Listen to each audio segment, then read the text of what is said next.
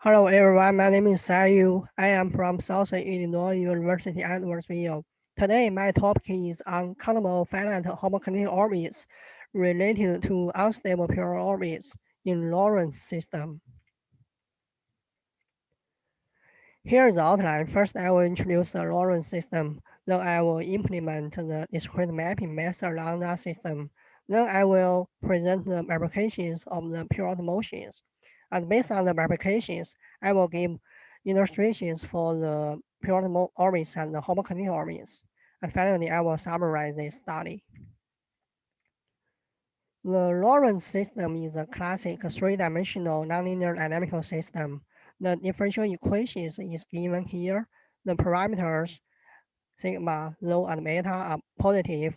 The orange is a stable equilibrium point if the parameter rho is less than 1, and if the rho is larger than 1, the orange is unstable. In that situation, we have an extra pair of equilibrium points, which are given by this formula.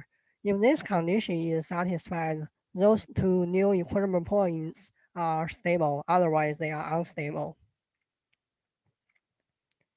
Then we discretize the flow in the Lorentz system as shown in this sketch.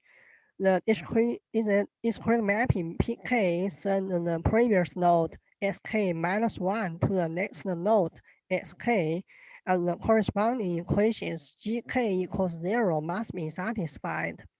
In the discrete format, those 3 points sk, x1 kc, x2 kc, and x3 kc are middle points, and the h is the time step. Then we consider a periodic motion with n plus 1 nodes as shown in this sketch. The mapping P1 sends the initial points x0 to the next point x1, and then the next mapping P2 sends x1 to x2, so on and so forth. And finally, the last discrete point xn is coincidental to the initial point x0. So we have this periodicity condition. And also we have a constraint condition such that the velocity of the first component of the initial node equals 0. We need this constraint because there is infinite many discretization on a periodic flow, and we need one more constraint to determine a specific discretization. By doing this, we could establish a set of equations H here, which satisfies the local discrete mapping equations G1 equals 0, G2 equals 0, up to Ga equals 0, also satisfy the periodicity conditions and the constraint conditions. And this equation H can be solved by Newton-Raphson algorithm. Therefore, we could obtain the periodic nodes x0 to xn and also the time step H.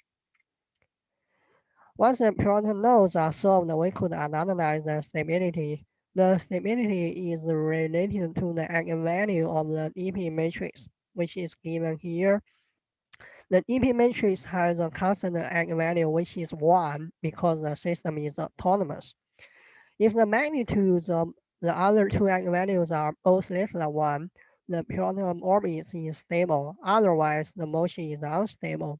If the second eigenvalue is 1 and the last eigenvalue lies in the unit cycle, the Saddle verification occurs. If the second eigenvalue equals to -1 and the last eigenvalue still lies in the unit cycle, the periodic doubling application happens. If we have a pair of complex conjugate eigenvalue and their magnitudes are equals to 1, the Lamarck application happens. Then I would like to show some application diagrams.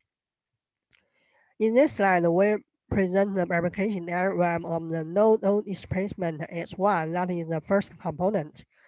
We choose the classic parameters as sigma equals 10 and b is 8 over 3. We observe that there are asymmetric P1 motion and symmetric P1 motion. The symmetry of the P1 motion is changed by this saddle node application. And we also observe the P2 and P4 motions. Both of them are asymmetric. This plot is a zoomed view for this region. From this plot, it's clear that the P2 motion replicates out from the asymmetric P1 motion at least period doubling replications. The similar, the P4 branch replicates out from the P2 branch at this period doubling replication. We even observe another period doubling replication at this parameter, which implies that there is a Pn motion, but we didn't compute that motion.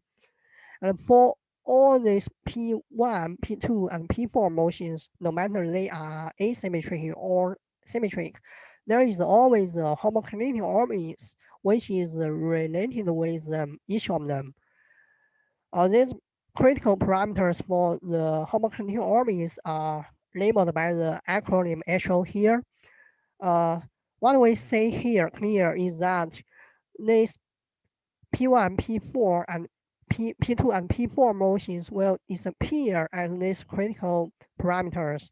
We will discuss those homogeneity orbits in detail later. Here is the application diagram for the second component X2, just similar observations. And here is the application diagram for the third component X3, just similar observations. Let me move forward. Then I will pick up some parameters on the replication diagram to illustrate the periodic orbits and also the homogeneity orbits. The P1 orbit is represented for the parameters rho equals to 340. The blue circles are the equilibrium points, and the red circle is the initial node. The white circle are other nodes. This orbit is symmetric about any plane parallel to the X3 axis. In other words, the projection of this orbit onto the X2, X1, X2 plane is symmetric about the origin. As the parameter rho is decreasing, the orbit will deform, and this segment will move towards the origin, and finally we'll see a homogeneity orbit. Yes, here are the homogeneity orbits. There are actually two homogeneity orbits for the symmetric P1 motion. We just put them together into a single plot and then differentiate them by colors. The dashed lines are the eigenvector direction at the origin. The homogeneity orbits move out of the origin in the unstable eigenvector direction and move into the origin along a path which is tangent to the stable eigenvector direction. For the asymmetric P1 motion, the stories are similar.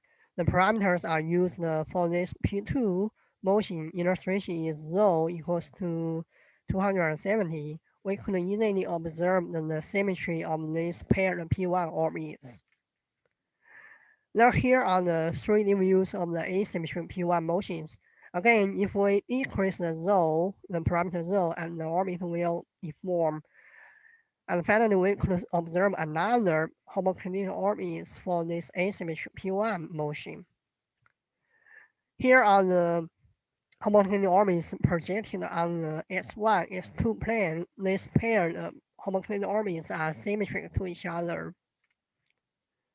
Here are the 3D views of the homogeneity orbits on the asymmetric P1 motion. Again, the homogeneity orbits move out of the origin in the unstable eigenvector direction and move into the origin along the stable eigenvector direction.